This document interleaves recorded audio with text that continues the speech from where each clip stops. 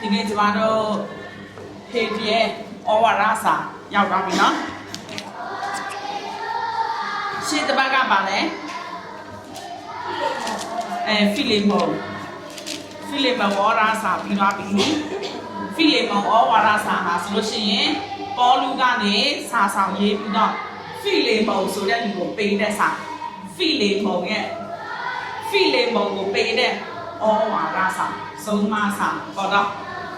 ဆုံးမစာဆိုတဲ့ကအာဘေးတာလည်းပါတယ်ချောင်းချတာလည်းပါတယ်နော်နှစ်တိတ်တာလည်းပါတယ်ဖိလိမုန်စီမှာကျွန်တယောက်ရှိတယ်တဲ့နော်အဲ့ဒီကျွန်ကဖိလိမုန်ရဲ့အောနေတိတ်လို့ခေါ်တယ်ကျွန်သူကဖိလိမုန်ရဲ့ပစ္စည်းဥစ္စာနဲ့ပိုးပြီးတော့ထွက်ပြေးသွားတယ်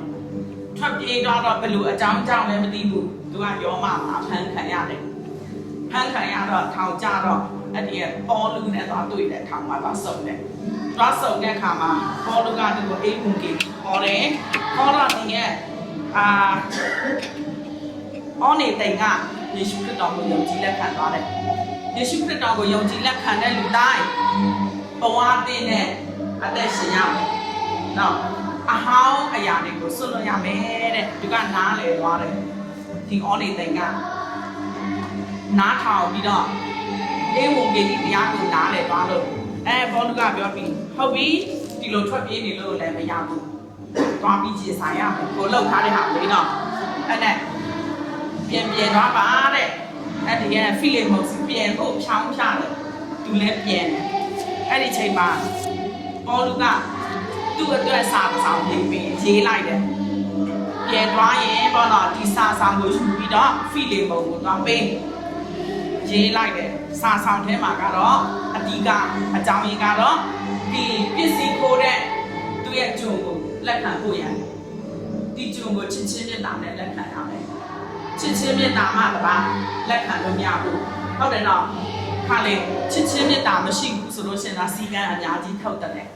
ချစ်ချင်းမြတ်တာရှိလို့ရှင်ကအဲ့ဒီချစ်တဲ့စိတ်နဲ့ပဲကြည်နေတော့အပြည့်မမြင်ဘူးနော်ရှိခဲ့ရင်တော့မမြင်ဘူးချစ်ချင်းမြတ်တာကအဓိကပဲသူ့ကိုဖိလိမုန်ကိုပြောတော့ပါတော့ယေရှုခရစ်တော်အားဖြင့်ချစ်ချင်းမြတ်တာထားရမယ်ဒီဂျုံကပြောင်းလဲသွားပြီနော်ယေရှုခရစ်တော်ကိုယုံကြည်သွားပြီနေနဲ့ကတူပဲနှစ်ယောက်စလုံးသခင်ရောဂျုံရောယေရှုခရစ်တော်ကိုတည်တဲ့သူဖြစ်သွားပြီညီအကိုလူပဲအဲ့လိုပဲဆက်ပါတဲ့သူကိုဖြောင်းချတယ်သူလုံမပြောမယူမတဲ့ဟာရှင်းစရာရှိရင်ပေါ့ငါလာတဲ့အချိန်မှာရှင်းပေါ့နော်ပြောပါတယ်အမခံပေးတယ်ပေါ့နော်နောက်ဆိုရင်လဲတဲ့ဒီအော်နေတိုင်ကအဲ့လိုမလုပ်တော့ဘူးတဲ့သူကပြောင်းလဲသွားပြီတဲ့နော်ဒါကြောင့်မလို့ဒီဖိလိမုန်ဩဝါဒစာမှာသင်ခန်းစာယူမယ်ဆိုလို့ရှိရင်ချစ်ချင်းမြတ်တာနဲ့လက်ခံခြင်းအကြောင်းအဓိကပြောထားတယ်ပထမရာစုတုန်းကဒီရဲ့ကျွန်နဲ့အိမ်ရှင်ဆိုပြီးတော့ကျွန်နဲ့သခင်ဆိုပြီးတော့လူမျိုးတစ်မျိုးရှိတယ်လူတွေမှာအမျိုးတစ်မျိုးခွဲနေတယ်နော်ကျွန်နဲ့သခင်ဆိုတဲ့အမျိုးကျွန်တွေကသခင်ရဲ့ပစ္စည်းဥစ္စာအဲ့ဒီကျွန်တွေကသခင်စေလို့ရလောက်ရတယ်စေလို့ရစေတော့တို့ကအဲ့ဒါကြီးလောက်ရတယ်သခင်ကရိုက်တန့်မယ်ဆိုတာမှရတယ်နော်ဘာဥပဒေမှမညီစွန်းဘူးသူကအရင်ကတည်းကကျွန်ဥပဒေပြထမ်းထားတာရှိတယ်သူ့ရဲ့ပစ္စည်းသူ့ရဲ့ဥစ္စာပဲသူမကျေနပ်လို့ရောင်းလိုက်ရင်လည်းရောင်းခွင့်ရှိတယ်ဒါကသခင်ရဲ့လောက်ပိုင်ခွင့်နောက်တစ်ခုဆိုလို့ရှိရင်တော့အဲ့ဒီကျွန်အမျိုးကကျွန်အမျိုးပဲသူကပြန်ပြီးတော့ဖြစ်တယ်အစ်စ်မမြင်နိုင်ဘူးလေသူပညာမှတင်ရမှာနော်ပညာတင်ရဖို့စီးပွားရေးမလုပ်ရဘူးဆိုတော့သူကအဲ့ဒီကျွန်ဆိုရင်ကျွန်နေရမှာပဲသူဆွေစဉ်မျိုးဆက်အကုန်လုံးကျွန်နေရမှာရှိတယ်ဒီခုခေတ်မှာပေါ့နော်ဘလောက်ပဲစီးရင်ဒီစီတားသမီးတော်လို့ရှိရင်အဲ့ဒီတားသမီးကတော်သည့်အတိုင်းဝန်ထမ်းလုပ်လို့ရတယ်ဟုတ်တယ်နော်ကျမတကယ်ချင်းပြောက်သူ့အဖေအမေကတော်တော်လေးကိုစီးရဲတယ်ဒါပေမဲ့သူကအရင်တော့အင်ဂျင်နီယာလေလိုင်းတွေ့တဲ့အင်ဂျင်နီယာသူကအင်ဂျင်နီယာပဲမှာတော့သူကလေမြို့ထဲမှာအိမ်ဆောက်ရင်တိုက်အမြင့်နေဆိုပလင်းပေါက်ဖောက်ရင်ပဲမှာလေလိုင်းရှိတယ်ရှာရတယ်လေသူကဒီလေရဲ့ wave line ရှာတဲ့ engineer အရန်တော်တယ်မန်လေးမှာဆိုလို့ရှိရင် သူကအတော်ဆုံးပဲနဲ့သူဖောက်တဲ့ play မှာဆိုလေဝင်ကိုဝင်တယ်ဒါမျိုးအသိမရှိဘူးလေတအားကျန်းလာလည်းမရှိဘူးသူကတွက်ချက်ပြီးမှလုပ်တယ်လေအဲ့နဲ့သူမိမတွေကမတော်ပေမဲ့သူကတော်တယ်ဒါသူတော်တဲ့အတွက်ကြောင့်လို့ကြည့်သူ engineer ဆိုတဲ့ဒီနေရာမှာတအားနာမည်ကြီးတယ်တအားပိုက်ဆံရတယ်တအားချမ်းသာတယ်သူဟာနဲ့သူလေးနဲ့သူကအစင်းမြင့်သွားတယ်ဒါကဒီခုခေတ်အရင်ခေတ်တုန်းကတော့မရဘူးတော့သူကဂျုံအမျိုးဆိုရင်ဂျုံအမျိုးပဲပညာသင်ခွင့်မရှိဘူးအဲ့ဒီရဲ့အော်နေတဲ့ကဂျုံပဲဂျုံကဂျုံပဲဒီဖီလီမောင်ကအိမ်ရှင်ကအိမ်ရှင်ပဲဂျုံပိုင်တဲ့အိမ်ရှင်ကားပစည်းပိုင်တယ်လို့အိမ်သဆောင်ပိုင်တယ်လို့ပဲသူကပိုင်ရှင်ဒါပေမဲ့ဖီလီမောင်ယေရှုခရစ်တော်ကိုယုံကြည်သွားပြီဆိုလို့ရှိရင်ယုံကြည်သူဖြစ်ပြီဆိုလို့ရှိရင်အသက်ဟာပြောင်းလဲရမယ်တဲ့အဲ့ဒီအတွေးအခေါ်လည်းပဲဖြစ်တယ်ပြောင်းလဲရမယ်အဲ့ဒီဂျုံကိုညီရင်အကိုတစ်ဖွဲ့လက်ခံရမယ်တဲ့ဒါပြောင်းလဲမှုအကြီးကြီးပဲနော်အရင်ခေတ်ကလူဘယ်သူမှဒါမျိုးမလုပ်ဘူးဂျုံလိုပဲဆက်ဆံတာဒါတခင်လို့မဆက်ဆံဘူးဒါပေမဲ့ဒီမှာပေါလုကတောင်းဆိုတယ်ဖိလိပ္ပုကိုအဲ့လိုဆက်ဆံပါတဲ့နော်လူခွင့်ရေးလုပ်တဲ့လူတွေကပြောတယ်ပေါ့နော်တန်းလူညီသူအခွင့်ရေးတောင်းဆိုတာလေဟုတ်တယ်နော်တန်းလူညီသူစကားပြောခွင့်ပေါ့နော်ဂျုံနဲ့အိမ်ရှင်နဲ့ဒါပေမဲ့အဲ့ဒီဟာလူခွင့်ရေးလုပ်တဲ့သူကဒီလိုပြောပေမဲ့ကျမတို့ကျမ်းစာဖတ်တဲ့အခါမှာဒီလိုမဟုတ်ဘူးရိုးရိုးရှင်းရှင်းပဲကြည့်မယ်ဆိုလို့ရှိရင်တော့ယေရှုခရစ်တော်ကိုယုံကြည်သွားတဲ့လူတွေကအသက်တာပြောင်းလဲရမယ်ဒီရဲ့လောကမှာရှိတဲ့လူတွေအရာဝတ္ထုအတွေ့အခေါ်တစ်ခုကိုကြည့်တယ်လို့မြင်တယ်လို့အဲ့လိုအမြင်တွေအကြည့်တွေနဲ့မကြည့်ရဘူးတဲ့နော်မကြည့်ရဘူးဒီရဲ့အော်နေတဲ့ကိုလည်းသူဆုံးမတယ်လေယေရှုခရစ်တော်ကိုယုံကြည်ပြီဆိုလို့ရှိရင်တော့သခင်အကျိုးရောက်အောင်မလုပ်ရဘူးပါလို့ပါပဲလို့ပဲအချိန်မှာပဲဖြစ်တစ္ဆာရှိလုပ်ရသခင်ကိုလည်းကြောက်စရာမလိုဘူးဟုတ်တယ်မလားအဲ့လိုဘယ်သူမှကြောက်စရာမလိုဘူးတဲ့ယေရှုခရစ်တော်အဖြစ်ပဲဖြစ်လဲတစ္ဆာရှိလို့ဘယ်နေရာပဲဖြစ်ဘယ်အချိန်ပဲဖြစ်နော်ဂျုံပဲဖြစ်အိမ်ရှင်ပဲဖြစ်ဂျုံဆိုလဲဂျုံနေရာမှာတစ္ဆာရှိလို့အိမ်ရှင်ဆိုတဲ့အိမ်ရှင်နေရာမှာတစ္ဆာရှိသခင်အပေါ်မှာဘုရားသခင်ပေါ်မှာတစ္ဆာရှိနေပဲဆိုလို့ရှိရင်အတူတူပဲမဟုတ်ဘူးလားအစင်တန်ကပြောသွားပြောလားဒီဟာနားလေဖို့ပဲလို့လေနော်ဒါကြောင့်လို့နောက်ထပ်တစ်ခုသင်ခန်းစာယူရမှာကယေရှုခရစ်တော်ကိုယုံကြည်ပြီဆိုလို့ရှိရင်ပြောင်းလဲတဲ့အသက်တာရှိရမယ်အရင်တော့ကလုပ်တဲ့ဟာတွေမလုပ်ရတော့ဘူးနော်ကဲဒီနေ့ကျမတို့ကျမလည်းဒီလောက်ပဲပြောလို့ရတယ်လေနော်ဒီဟာမလုပ်နဲ့ဟိုဟာမလုပ်နဲ့တခုချင်းတာပြောရင်ပြောမနိုင်ဘူးသူများကကျမမပြောဘူးလို့ပဲပြောတယ်ကျမကတော့စာစကားနဲ့ပဲပြောတယ်တလုံးချင်းလိုက်ပြီးတင်ပြလို့မရဘူးလေတပည့်တွေကိုဒါမှတလုံးချင်းကျမတော့တင်လို့မရဘူးလေယောက်ျားလေးတွေကသုံးလွှာမှနေတယ်သူတို့မားတာပြုတ်တာမားရင်ကျမတက်သွားပြီးတင်လို့မရဘူးလေမိန်းကလေးတွေလည်းသူတို့မားတာဘာညာရှိရင်အဲ့ဒီတဲ့အချိန်ကျမတော့တင်လို့မရဘူးလေဒါမျိုးပါနော်ဒါကြောင့်မလို့ကျမတို့ကလည်းတရားဟောတဲ့လူကဟောတဲ့လူလိုပဲဖြောင်းပြတယ်ပေါ့နော်အားလုံးကယုံကြည်လက်ခံတယ်ယေရှုခရစ်တော်ကိုယုံကြည်ဆိုလို့ရှိရင်အသက်တာဆိုတာရှိရမယ်ကိုယ့်ဘာကိုစ조사ပြီးလေ့လာပြီးသွားလေ့လာရမယ်အသက်တာကဘာလဲနော်အဲ့ဒါကြောင့်မလို့ကျမ်းစာဖတ်ရမှာနော်ဒီနေ့ကျမဟေပြဲဩရာစာအကြောင်းပြောမယ်ဒီဟေပြဲဩရာစာကျမ်းစာထဲမှာဟေပြဲဩရာဆိုတာတစ်ဆောင်ရှိတယ်နားထောင်တာနဲ့သိပြီနော်ဟေပြဲလူတစုကိုပေးတဲ့ဩရာစာဒီရဲ့အစတုန်းကအတင်းတော်တီထောင်ခါစတုန်းကဒီရဲ့ကောလင်တူပြိုရလို့ရှိရင်ကောလင်တူလူတွေကိုတရားဟောတဲ့အတွက်ကြောင့်လို့အဲ့မှာတီထောင်တဲ့အတင်းတော်ကကောလင်တူမှာရှိတဲ့တိုင်းရင်းသားတွေပဲပါဝင်ပါလေကာလာတိမြို့ကိုရောက်တဲ့အခါမှာကာလာတိမြို့မှာနေထိုင်တဲ့ယူဒလူမျိုးတွေတခြားလူမျိုးတွေကောလင်တူနဲ့ပြန်မတူတော့ဘူးဟုတ်တယ်နော်သူကမြို့တစ်မြို့ပြောင်းလာပြီလေအဲ့ဒီမြို့တစ်မြို့ကလူတွေကအဲ့ဒီမှာအတင်းတော်ပြန်တီထောင်တယ် ကဲဒီမှာဟေပြဲလူဆိုတာအတင်းတော်တပါးကိုပြောတာမဟုတ်ဘူးရှိသမျှဟေပြဲလူမျိုးတွေဟေပြဲလူမျိုးတွေသူတို့ကယေရှုခရစ်တော်ကိုယုံကြည်ပြီးဖြစ်တဲ့အတွက်ကြောင့်ပဲအတင်းတော်မှာပဲနေနေဒီစားတစ်စားရေးပေးလိုက်တယ်ပဲအတင်းတော်မှာပဲနေပြီးတော့ဥပမာဒီလိုလဲဒီမှာနေတဲ့လူလည်းရှိတယ်တခြားအတင်းတော်သွားတဲ့လူတွေလည်းရှိတယ်နော်မြန်မာလူမျိုးကိုရေးပေးတဲ့စာအဲ့ဒီဘောပဲဘယ်နေရာမှာနေမြန်မာလူမျိုးဟုတ်ရင်ဖတ်ရမယ်နော်သူယဉ်ကျေးမှုနဲ့သူရဲ့လိုအပ်ချက်နဲ့ရေးထားတဲ့စာမြန်မာလူမျိုးတွေရဲ့ယဉ်ကျေးမှုလိုအပ်ချက်ကကျမတို့တရုတ်လူမျိုးတွေနဲ့ပြန်တူဘူးနော်ကျမတို့တရုတ်လူမျိုးတွေကဒီကြည့်နိုင်ငံခြားကဒီရဲ့အင်္ဂလိပ်ပါတာပြောတဲ့လူတွေနဲ့အများကြီးပြန်တူဘူးအတွေးအခေါ်ကစမတူဘူးကျမတို့ကျောင်းသားတဲ့တော့ကတရုတ်လိုဟောတဲ့တရားဆိုကျမတို့နားထောင်တတ်တယ်သူကအင်္ဂလိပ်လို tradition နဲ့ဟောတဲ့ဟာဆိုကျမတို့နားထောင်တတ်ဘူးကျမတို့ပြောတဲ့ရှုပ်တယ်တကယ်တော့မရှုပ်ဘူးသူတို့ကအဲ့လိုပဲဟောနေတာကျမကဒီလိုပဲပြောနေတဲ့အတွက်ကြောင့်လို့မတူဘူးယဉ်ကျေးမှုမတူဘူးဒါကြောင့်မလို့မတူညီတဲ့ယဉ်ကျေးမှုကြားမှာဟေပြဲလူမျိုးတွေကိုသူတို့ရဲ့ယဉ်ကျေးမှုနဲ့ကိုက်ညီအောင်ပြီးလို့ရှိရင်တော့သူတို့ယဉ်ကျေးမှုမှာနေပြီးတော့ယေရှုခရစ်တော်ရဲ့အကြောင်းကိုနားလည်နိုင်အောင်တိစာဆောင်ရေးပေးတယ်နော်တိစာဆောင်ကိုကတူးအတင်းတော်ကအတင်းတော်အရှိနဲ့အနောက်ဆိုပြီးတော့နှစ်ချမ်းခွဲထားတယ်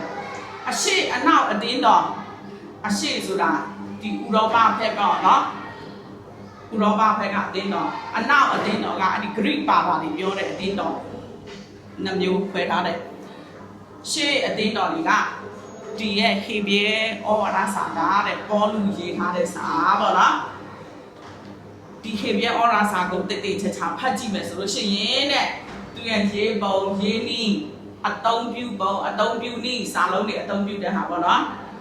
သူကတဲ့ပေါလုရေးတဲ့စာဆောင်တဲ့အများကြီးတူတယ်တဲ့အရှိကအများကြီးပြောထားပြီးဩဝါဒစာတွေပေါလုရေးတဲ့ဟာတွေလည်းတူလေးတန်လေးယူလေးသိန်းကစားတူတယ်တဲ့အဲကြောင့်မလို့ပေါလုရေးတယ်တဲ့တမန်တချို့ကပြောတယ်မဟုတ်ဘူးပေါ့နော်ပါဖြစ်လို့မဟုတ်တယ်လေအတွေးခေါ်မှာပေါလုနဲ့မတူဘူးဒီပေါလုရေးတဲ့စာဆောင်တော်တော်များများကကျမတို့ယုံကြည်သူတွေကိုယေရှုခရစ်တော်ကိုယုံကြည်ပြီဆိုလို့ရှိရင်ယုံကြည်ခြင်းမှာဖြောင့်မတ်ရာကိုရောက်တယ်ဆိုတဲ့အကြောင်းကိုတွန်းတင်တယ်ကျမတို့ပြည့်ညက်တရားကိုပယ်ဖြတ်တာမဟုတ်ဘူးပြည့်ညက်တရားကိုလိုက်နာတဲ့အခါမှာအနစ်တာရကိုလိုက်နာတယ်ပေါ့နော်ပြည့်ညက်တရားကိုတက်လိုက်နာလို့ကဲတင်ချင်းရလားငါကတော့တအားလိုက်နိုင်တယ်ထိန်းနိုင်တယ်ပြည့်ညက်တရားပဲထိုင်လိုက်နေရင်မရဘူးယေရှုခရစ်တော်ကိုယုံကြည်ဖို့ရန်လိုအပ်တယ်ဘာဖြစ်လဲဆိုလို့ရှိရင်တော့ပေါလုရေးတဲ့စာဆောင်တိုင်းမှာကြည့်ယုံကြည်ခြင်းကနေဖြောင့်မတ်ရာတို့ရောက်တယ်တဲ့နော်အဲ့ဒါတွေကိုတွေ့ရတယ်ဒီမှာကျမတို့ဟေဘရဲဩရာစာရောက်လာတဲ့အခါမှာဒီလိုအတွေ့အခေါ်နဲ့ရေးတာမဟုတ်ဘူးဒီဟေဘရဲဩရာစာဆောင်ထဲမှာဆိုလို့ရှိရင်တော့ယူဒလူမျိုးဂျူးလူမျိုးတွေရဲ့ပါရာရေးထုံတန်းစင်လာအများကြီးပေါ်ပြထားတယ်အဲ့ဒီထုံတန်းစင်လာတွေကိုပေါ်ပြပြီးတဲ့အခါမှာယေရှုခရစ်တော်အကြောင်းကိုပြန်ပြောတယ်ပြီးလို့ရှိရင်ဒီနှစ်ခုကိုနိုင်စင်ပြီးပြောပြတယ်ဂျူးလူမျိုးရဲ့ဂျူးလူမျိုးတွေရဲ့ထုံတန်းစင်လာယေရှုခရစ်တော်နှစ်ခုနိုင်စင်ပြီးပြောတယ်ဘယ်သူပို့တာလဲဒါကြောင့်မလို့ဒီဟေဘရဲဟောရာစာကိုကောင်းစင်ပေးပါဆိုလို့ရှိရင်တော့ယေရှုခရစ်တော်ဤတာဝန်ခြင်းအကြောင်းကိုပြောတယ်သူတို့ကိုးကွယ်နေတဲ့ဘာသာသူတို့ကိုးကွယ်နေတဲ့ဂျူးလူမျိုးတွေသူတို့ယုံကြည်ကိုးကွယ်တဲ့အရာတွေဟမ်တာလွန်တယ်တဲ့နော်ဆိုတဲ့အကြောင်းကိုဖော်ပြချင်တယ်ကဲကျမတို့ဒီစာဆောင်ကိုပေါ့နော်ယေရှုခရစ်တော်ရှင်ပြန်ထမြောက်ပြီးတော့တည်ဆုံးပြီးရှင်ပြန်ထမြောက်ပြီးတော့နှစ်90မှာရေးသားထားတယ်အတိတ်ပဲကတော့ပထမရာစုနှစ်မှာပေါ့နော်ရေးသားထားတဲ့စာဆောင်ဖြစ်တယ်ကဲကျမတို့ဒီစာဆောင်ကိုဘာဖြစ်လို့ရေးသားတယ်လဲရည်ရွယ်ချက်ကပါလဲခုနကကျမလည်းနည်းနည်းအနေချင်းပြောပြီးဟေဘရဲဩရာစာကိုဘာဖြစ်လို့ရေးလဲစာရေးပြီးဆိုတဲ့အပြဿနာရှိလို့ကျမတို့ တို့လူတရားကိုစာပို့တဲ့ဖုန်းတကောဆက်တဲ့ message တခုပေးတယ်ဆိုတာကိစ္စရှိလို့ပြောတာလေ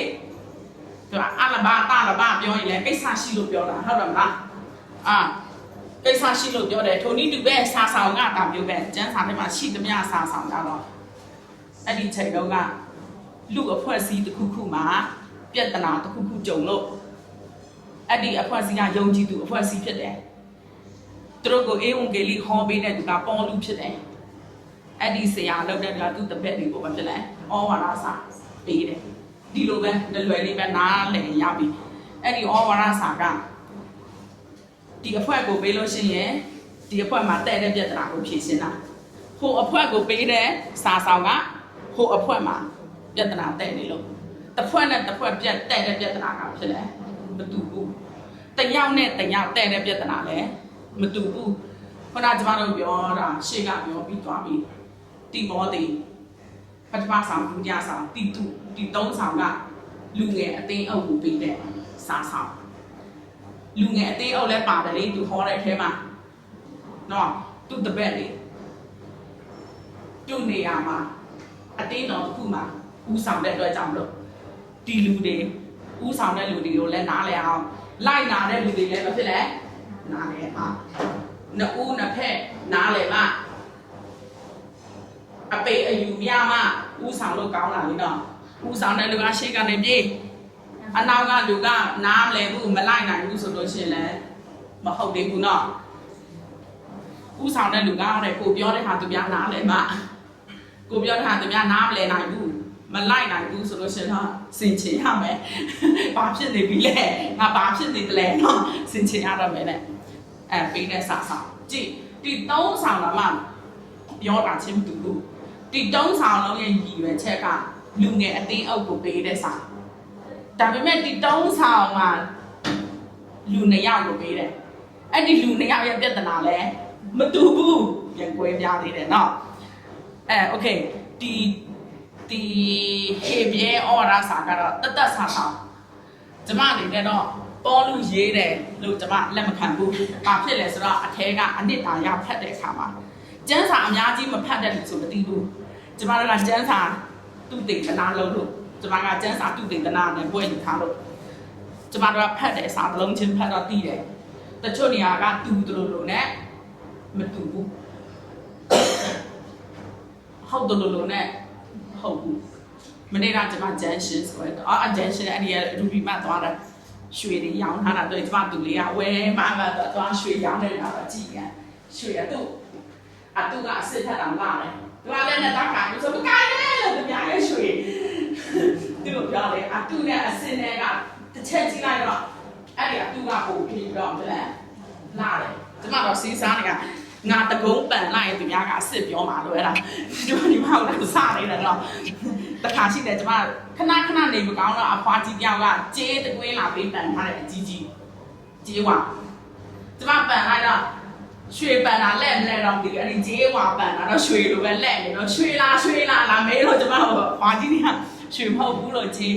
ခဏခဏစာချင်းအောင်လို့ကြေးပန်ထားတယ်တတူတခုခုနဲ့ပေါ့တော့တတူတခုခုပန်ထားရဲတဲ့တို့ရနေတာဒီပါလေတက်တာတယ်တဲ့အဲ့လိုပြောလို့ယုံကြည်သူတွေလည်းတာမျိုးပဲတချို့ကအစ်စ်ဟုတ်တယ်လို့နဲ့အတူတချို့အတူကအစ်စ်ထက်တောင်မှဘိုလာတယ်ခွဲလို့တောင်မှမတတ်ဘူးမရဘူးเนาะကဲဒီမှာဟေပြဲဆိုတဲ့ဒီရဲ့ဩဝါဒစာပေါ်လူရေးတဲ့ဟာနဲ့တူတယ်တချို့နေရာမှာလေယူလေသိမ်းနဲ့တူတယ်ဒါပေမဲ့မဟုတ်ဘူးကျွန်မကြည့်တာသူ့ရဲ့အထဲမှာရေးသားထားတဲ့ဒီရဲ့ဘာခေါ်လဲသူပဲလို့လမ်းကျွန်မတို့စာတစ်ဆောင်အရာဝတ္ထုတစ်ခုရေးမယ်ဝတ္ထုတစ်ပုဒ်ရေးမယ်ဆိုလို့ရှိရင်သူ့ background နဲ့သူရှိတယ်ဟုတ်လားဝတ္ထုဖတ်ဖို့ကလည်းသိပါတယ်ကျွန်မတို့အရွယ်လူကဝတ္ထုဖတ်ဖို့လည်းတော့အရင်ခေတ်ကဖုန်းရှိဘူးလေဝတ္ထုဆိုင်မှာတော့နားရတယ်လေဟိုကျမတို့10တန်းတဲ့တော့ဆိုကျောင်းစာကတစ်ဖက်ဝတ္ထုကတစ်ဖက်ဖတ်ရသေးတယ်အဲ့ဒီဝတ္ထုကလည်းအတွဲ1 2 3 4 5ထိရှိနိုင်သေးတယ်နော် လူရသေးတယ်တမျိုးလုံးအဲ့ဒီဒီဇိုင်းမှာဒါလူတယ်တန်းစီပြီးတော့သူပြီးငါတော့ငါပြီးသူနော်လူရသေးတယ်အဲ့ကျမတို့အိမ်ကမောင်တော်က4ယောက်ရှိတယ်အဲ့ကျမမောင်အငယ်ကိုတော့တော့ဒီနေ့ကလို့ငါတို့အလဲရောက်ပြီးတော့တာချူငါတို့ညီကိုမောင်တော်က4ယောက်လဲရောက်ပြီးတော့တန်းစီထားတယ်အဲ့ဒီဆိုင်မှာသူကအဲ့ဒီဆိုင်မှာစားအောင်ငါတော့အတွဲတစ်ကနေ15အထိကြောင်ကျွတ်ကျွတ်လိုက်တဲ့ထဲလေးလား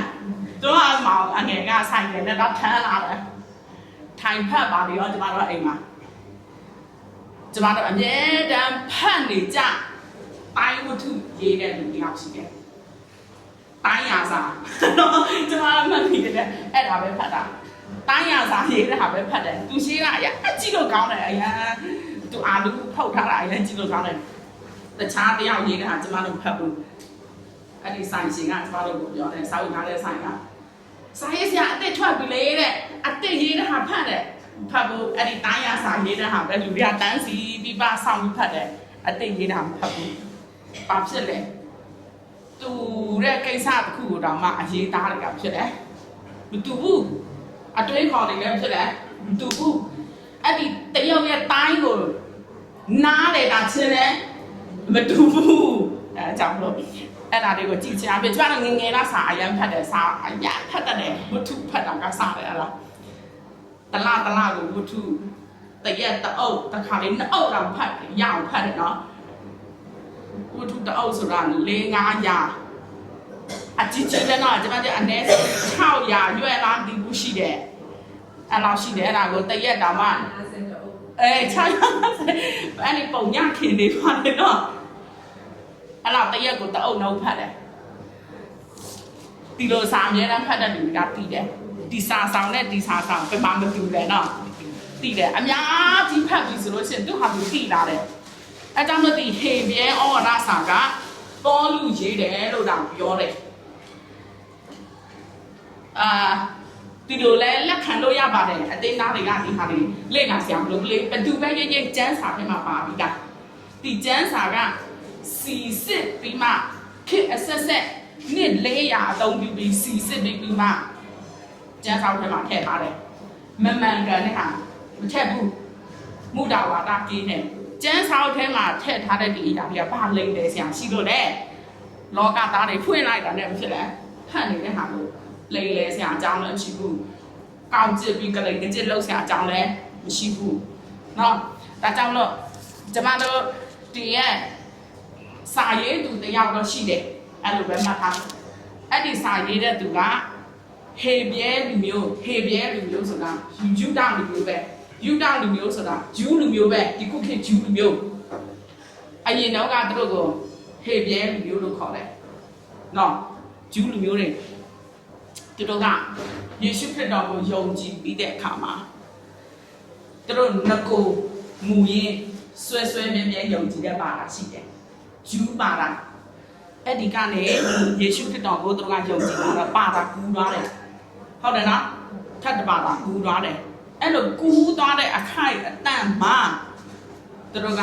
ဂျူးလူမျိုးတွေရဲ့အယူတွေကိုအကုန်လည်းမစွန့်လွတ်နိုင်ဘူးအရှိကအော်ရာစာပါလဲအဲ့လိုပဲမဟုတ်လားဂျူးလူမျိုးတွေရဲ့ဘာဖြစ်လဲတလိထုံးပစံတွေသူတို့လုံနေကြမှာတွေဘာဖြစ်လဲမစွန့်လွတ်နိုင်ဘူးမစွန့်လွတ်နိုင်တော့တုံတင်နေရတာအတစ်နေရာတစ်ခုရောက်လာပြီအဲ့ဒီအတစ်အတိုင်းလှုပ်ဖို့တိုင်တွန်းတယ်အဟောင်းကိုဘာဖြစ်လဲအဟောင်းမှာထားခဲ့အတစ်နေရာမှာအတစ်အရာတွေကိုပြုလုပ်ရမယ်အဲ့လိုတိုင်တွန်းတဲ့ထားတဲ့စာဖြစ်တယ်ဒီဟေပြဲလူမျိုးတွေကယေရှုခရစ်တော်ကိုယုံကြည်တာတယ်သူတို့ကဂျူးလူမျိုးဘာသာဝင်ကနေယေရှုခရစ်တော်ကိုယုံကြည်တာတဲ့အတွက်ကြောင့်ခရိယန်ဘာသာဝင်ဖြစ်လာတယ်ရောင်းသွားတယ်ဒီလိုပြောင်းသွားတဲ့အခါမှာသူတို့ရဲ့မူရင်းဂျူးဘာသာဝင်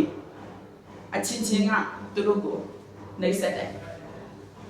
ငါတို့ဘာသာကိုတစ္ဆာဖောက်ပြီးတော့ခရိယန်ဘာသာ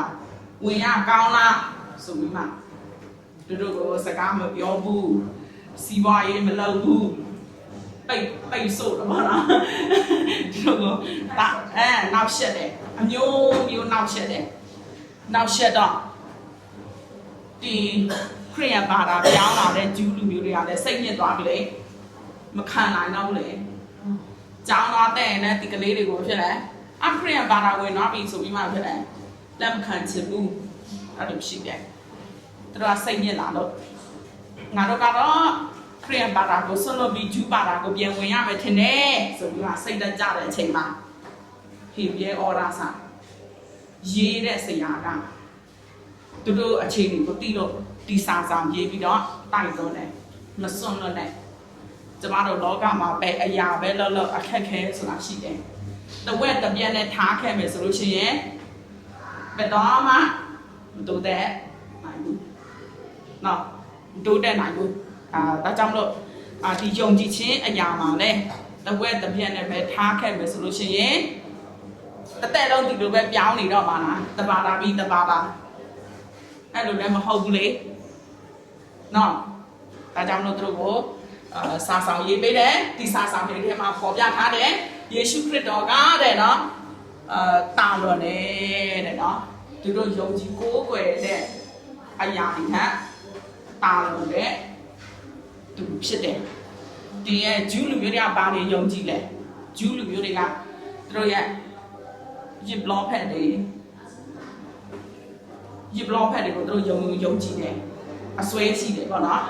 ယစ်ဘလော့ဖက်တွေယစ်ဘလော့ဟိတ်တွေပရောဖက်တွေပြောတဲ့ဟာပဲနားထောင်ရင်နော်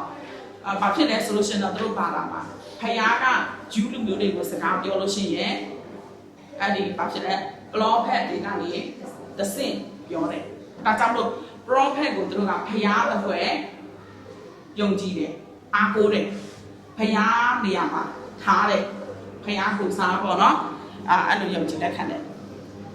ဒီလိုယုံကြည်လက်ခံပေမဲ့လည်းဒီစာရေးတဲ့သူကသူတို့ကိုပြောတယ်ယေရှုခရစ်တော်ကဒီ prophet တွေထပ်ဖြစ်တယ်တာလွန်တယ်သူကဖယားရဲ့သားတော်ဖြစ်တယ်ဖယားဖြစ်တယ်လေ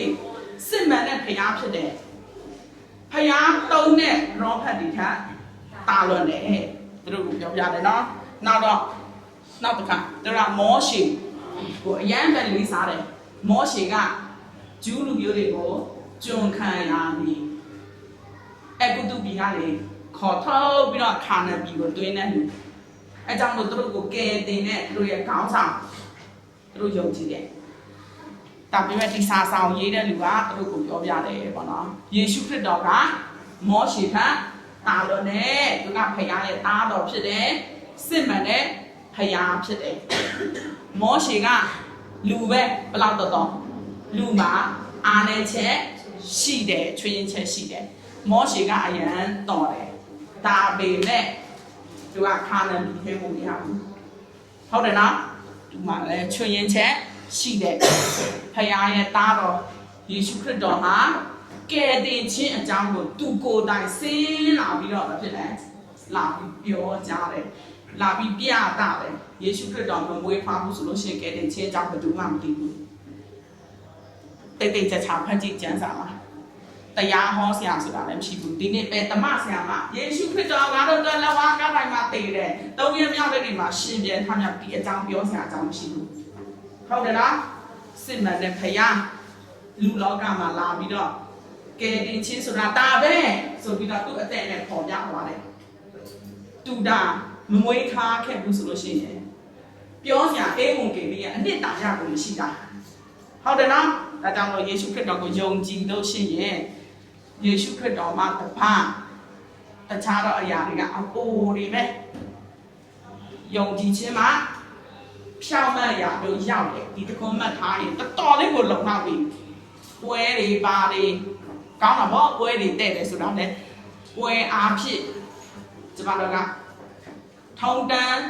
စင်လာအားဖြင့်ဖယားကိုပို့ပြီးတော့တည်တယ်ခရစ်စမတ်ပွဲဆိုလို့ရှိရင်ဒီနေ့ဘာလို့ခရစ်စမတ်ပွဲကျင်းပလဲကယ်တင်ရှင်မွေးဖွားတဲ့နေ့သူကဖယားအမှန်တော့မွေးဖွားဆံလို့ဘူးနကိုကရရှိပြီးသားကနဦးအစကရရှိပြီးသားဒါပေမဲ့လူသားကိုချစ်လို့လူစားတိခံယူပြီးတော့မွေးဖွားလာတယ်သူလူစားတိခံယူတဲ့နေ့ကိုအောင်းမေးတယ်အဲ့ဒီနေ့ကကယ်တင်ရှင်မွေးဖွားပြီဆိုတဲ့နေ့ဖြစ်တယ်လူသမိုင်းကိုပြောင်းလဲတဲ့နေ့ဖြစ်တယ်ဒါကြောင့်ခရစ်စမတ်ပွဲကျင်းပတယ် အဲ့ဒီနေ့မှာပျော်ပျော်ရွှင်ရွှင်နဲ့လာကျင်းပရမယ်ဒီပွဲဆိုတာနော်ဖယားစီမှာလူကိုတွန်းပို့တာနှစ်တက်ကူကျမတို့လုပ်တယ်နှစ်တက်ကူမှာဖြစ်လို့လုပ်တယ်နှစ်တက်ကူဆိုရင်ကျမတို့ပုံမှန်မြို့ပေါ်မှာနေကျမတို့ဘာမှမလုပ်ဘူးနှစ်တက်ကူနေရလို့ရှိရင်10နာရီဖျားရှိကိုသွားတယ်ဖျားကြောင်မှာလည်းဘာမှမကြွေးနဲ့အလုပ်ရှုပ်တယ်သွားပြီးတော့စဉ်းစားဆင်ခြင်တယ်364ရက်65ရက်64ရက်အဲ့ဒီညကူးပြီးရဲ့နောက်မိနစ်ဖြန်ကအစ်စ်တရက်စတော့ပဲဟုတ်လားနောက်ဆုံးတရက်မှာထိုင်စဉ်းစားရမယ်ငါဒီနေ့ပါလုပ်တယ်တနှစ်ပတ်လုံးပါလုပ်ခဲ့တယ်လေဘာအောင်မြင်မှုရှိတယ်လဲဘာကြရှုံးမှုရှိတယ်လဲဟုတ်တယ်မလားဘယ်မှာလိုအပ်ချက်ရှိတယ်ဘယ်မှာကတော့ရပြီအမြဲတမ်းစဉ်းစားတယ်ကျမတို့ဆိုစဉ်းစားတဲ့အချိန်တော်တော်များများကကောင်းတဲ့ဟာအများကြီးမစဉ်းစားမိဘူးဒီတနေ့ငါလောက်တာလိုသေးတယ်အဲ့ဒါပဲတွေ့ရတယ်မဟုတ်လားတချို့လူကအရန်တော်တယ်နော်သူကတအားတော်တယ်တဲ့သူထက်တော်တယ်လို့ချီးဘူးတဲ့အဲ့လိုလည်းပြောတတ်တယ်နော်ကိုညံ့နေတာကိုမသိလို့အဲ့ဒါစဉ်းစားကြည့်ကျမတို့စကားပြောခြင်းအရာမှာသူများကိုနစ်နာစေသလားအလုပ်လုပ်တဲ့အခါမှာပါစက်နဲ့ပြောဆောင်လို့ဘူးကိုလှုပ်ထွက်လာတဲ့ဟာကသူများကိုထိခိုက်သလားတချို့ကမသိဘူးစိတ်ထဲမှာကအပုတ်ရှိပြီးသားအဲ့လိုကပြောဆောင်လို့ဘူးပါစက်နဲ့သူလှုပ်ထွက်လာရင်အကုန်သိတယ်နော်ရှိသလားဒါအလုံးမလှုပ်ဆောင်လို့ဘူးအဲ့ဒါတိတ်ချင်းချောင်စဉ်းစားရရပြီစဉ်းစားပေါက်ရပြီဆိုလို့ရှိရင်တော့ဖယားတခင်စီအဲ့နိုင်ရမယ်နောင်လာမဲ့နေ့တည်းမှာအဲ့လိုဖြစ်အောင်စင်ချင်အောင်မလဲလူဘွားကတူတောင်းပဲလူဘွားကတကယ်တူတယ်ပြီးလို့ရှိရင်တော့အတက်နည်းနည်းကြီးလာရင်ယောဂခုနကကျမဆရာတော်နဲ့ပြောလိုက်တဲ့ဆရာဝန်နဲ့တောင်မှတော့လက်ခခွဲရမလို့ဖြစ်နေပြီနော်ယောဂကသူ့ဟာသူဖြစ်လာတယ်လူဘွားကတကယ်တူတယ်အတိတ်ပဲလည်းရှိဘူးဖယားယေရှုခရစ်တော်မရှိရင်အတိတ်ပဲရှိလို့လားမရှိတရက်3နဲ့သမီးထိုင်ချက်စားပြီးမှသူများအကြောင်းပြောတယ်မလိမ္မာတဲ့ကိုသားသမီးတွေကိုတော်တယ်မလိမ္မာဘူးအဲ့ဒါလေးကြီးလာသူများစကူမီမစကားလည်းနားမှာဘူးသူများကလည်းအကျိုးမပြုဘူးသူ့ကိုထိုင်လို့ရှိနေတယ်အတိတ်ပဲရှိတာမရှိဘူးလူဘွားတကယ်တိတ်ချက်စားစဉ်းစားကြည့်ကျမနေ့တိုင်းတာစဉ်းစားတယ်တကယ်ကိုအတိတ်ပဲဖြစ်ပညာပညာမတတ်တော့ငါပဲတတ်ချင်တာမရမကစူးစမ်းတန်ပြီးတော့လည်းအတူတူပဲလေအဲ့ဒီတောင်းစားတည်ရင်လည်းတင်ကြိုင်ကုန်းမှာမြုပ်ရမယ်အဲ့ဒီဘွဲ့လောက်ရတဲ့လူတည်ရင်လည်းဘွဲ့ရတယ်ဆိုတာလည်းဘွဲ့တစ်ခုကို3နှစ်ပဲခံတယ်အရှိကြီးမပြောနဲ့ကျမကမှဘွဲ့ရတယ်ပြောရဲဘူး3နှစ်ပြီးလို့ရှင်တော့ထိုင်လို့နာပြီဒီခုကတိုးတက်လာမြင်တယ်လေ AI ဖြစ်အရင်တော့ကကျမတို့အများအားစတယ်10တန်းဆရာတွေကအကြောင်းသားတွေကိုဆွေးတယ်တဲ့10တန်းမှာအောင်ဖြေနိုင်လို့ဆရာတွေကိုပြန်ဖြေခိုင်းကြည့်အောင်မလားလို့မိခွန်းထုတ်ပေးလိုက်တော့ငါထုတ်ပေးမယ်လို့အောင်မလားလို့မအောင်နိုင်ဘူးတိတ်ချာပြောရတဲ့တချို့ဆရာမတွေဆိုလို့ရှိရင်တော့ဆရာမတော့ဖြစ်တာပါနေတယ်မှမသိဘူးတော့လူဘွားကအတိတ်ပဲဖြစ်ဘူးအသက်ကြီးလာတဲ့လူဆိုပို့ပြီးတာဗော40 50ဝင်လာပြီဆိုလို့ရှိရင်တော့အဲ့ဒီနဲ့တောင်ခြေတောက်တွေခြေဖမိုးတွေခြေဖနောက်တွေသူ့ဟာသူနာလာတယ်ဟုတ်တယ်မလားအဲ့လိုလိုနေရင်နဲ့သမင်းသားချက်လေဇိုးနှစ်ခုကိုင်းခါတော့ကြိုက်တယ်အတိတ်ပဲမရှိတာဒါကြောင့်သူတို့ကပြောတယ်နောင်မဆုံးတဲ့ယေရှုခရစ်တော်ကိုသိပြီဆိုလို့ရှိရင်နောင်မဆုံးတဲ့ကောင်းလေးယုံကြည်ပါတေသည့်အထိတိုင်အောင်ယုံကြည်ရမယ်ကျမတို့နောက်ဆုတ်လိုက်လို့ရှိရင်ရှေ့ကစူးစမ်းထားသမျှတဲဟဲလီတုံဖြစ်မယ်အလကားပဲဖြစ်မယ်ဂျူးလူ မျိုးတွေကသူတို့ကိုးကွယ်တဲ့သူတို့ရဲ့ဘာသာရှိတယ်ဒါပေမဲ့ဒီခုသူတို့ယေရှုခရစ်တော်ကိုတည်ပြီးယေရှုခရစ်တော်ကအဲ့ဒီအရာတွေထက်တာလွန်တယ်ထိုနည်းတူပဲဒီနေ့ကျမတို့သိတဲ့အရာတွေထက်ယေရှုခရစ်တော်ကတာလွန်တယ်ကျမ်းစာထဲမှာဒီဟေပြောရာစာပထမဆောင်မှာပထမဆောင်မဟုတ်ဘူးအဲ့ဒီအခန်းကြီး1မှာဆိုရှင်ပေါ်ပြထားတဲ့ရှေ့မစွာကနော်ကောင်းနေတဲ့မြေကြီးကိုဖန်ဆင်းတဲ့ပြီးလို့ရှိရင်တော့မတုံမလောက်အောင်ထိန်းချုပ်ထားတဲ့ဒီလိုဖယားယေရှုခရစ်တော်ကိုကျမတို့ရပြီဆိုလို့ရှိရင်နောက်လို့ဆုံးတဲ့သူကအရာရာထက်ပဲဖြစ်တယ်တာလွန်တယ်ဂျူးလူမျိုးတွေယုံကြည်တဲ့ဒီယစ်ဘလောဟိတ်သူတို့ကိုယစ်ပူဇော်ပေးတယ်အပြစ်ရှိတယ်ဆိုလို့ရှိရင်ယစ်ဘလောဟိတ်ကိုသွားရှာရတယ်ပူဇော်ပေးဖို့ယေရှုခရစ်တော်ကိုယ်တိုင်ကယစ်ကောင်ဖြစ်တယ်ပူဇော်တာယစ်ဘလောဟိတ်မင်းဖြစ်တယ်သူတို့ထပ်ပဲဖြစ်တယ်တာလွန်တယ်ဒါကြောင့်လို့ဒီစာတစားလုံးကယေရှုခရစ်တော်ကဒီယစ်ဘလောဟိတ်တွေထပ်တာလွန်တယ်ပြီးလို့ရှိရင်သူတို့ကိုကူးဆောင်တဲ့သူတို့ရဲ့တိုင်းသားကောင်းဆောင်လူမျိုးကောင်းဆောင်ဖြစ်တဲ့တာလွန်တယ်သူတို့ယုံကြည်ကိုးကွယ်တဲ့ prophet တွေထပ်ပဲဖြစ်တယ်တာလွန်တယ်သူကတပါးဒီတော့တားတော်ဖြစ်တယ်ရစ်တဲ့ဘက်ကျမတို့အပြစ်အတွက်ပဲဖြစ်တယ်ပူဇော်ခဲ့တဲ့ဖယားဖြစ်တယ်နော်ယေရှုခရစ်တော်ကိုယုံကြည်လုံလောက်ပြီးအဲကြောင့်လို့အခက်ခဲကြုံလို့ရှိရင်ကြိုးစားပြီးတော့ဆက်တန်းရမယ်ဒီယုံကြည်ခြင်းကိုကျမတို့လက်မလွတ်တမ်းစုပ်ကိုင်းထားရမယ်โอเคကျမဒီဟေဘဲဩရာစာမှာနော်ပထမဆုံးယေရှုခရစ်တော်ကဖယားရဲ့သားတော်ဖြစ်တယ်ဒါကြောင့်လို့ဒီကတောင်းတယ်ယေရှုခရစ်တော်ဟာဆိုလို့ရှိရင်တော့သူတို့ရဲ့ယစ်ဘလောဟိတ်မင်းကြီးအာယုန်ထတော်တယ်အာယုန်ကလူပဲသူကယစ်ဘလောဟိတ်နော်ပြီးတော့ရှင်ယေရှုခရစ်တော်ရဲ့တမတိကတမဟောင်းထတာလို့တဲ့တမတိကယေရှုခရစ်တော်ရဲ့အသွေးတော်အားဖြင့်ပြည်ရင်ပြုထားတယ်အဲ့ဒီအသွေးတော်ယုံကြည်လက်ခံရင်ကယ်တင်ခြင်းရမယ်နော်နောက်တစ်ခုဒါကြောင့်လို့ယုံကြည်ခြင်းကိုကျမတို့ကဆွဲမြဲစုပ်ကန်ထားရမယ်အခက်ခဲတော့ကြုံပါပဲဒါပေမဲ့စူးစမ်းပြီးတော့ဖြတ်တန်းဒီရဲ့ယုံကြည်ခြင်းကိုကောင်းကောင်းလေးစုပ်ကန်ထားကယ်တင်ခြင်းရတဲ့နေ့အထိပဲစုပ်ကန်ထားမပြောင်းမရှမချော်မလဲအောင်နော်โอเคကျမတို့ခေပြောရစားတော့ဒီနေ့ဒီမှာပဲပြီးဆုံးမယ်ကျမတို့ဆူတောင်းမနော်အစည်းအဝေးရုပ်သိမ်းဖို့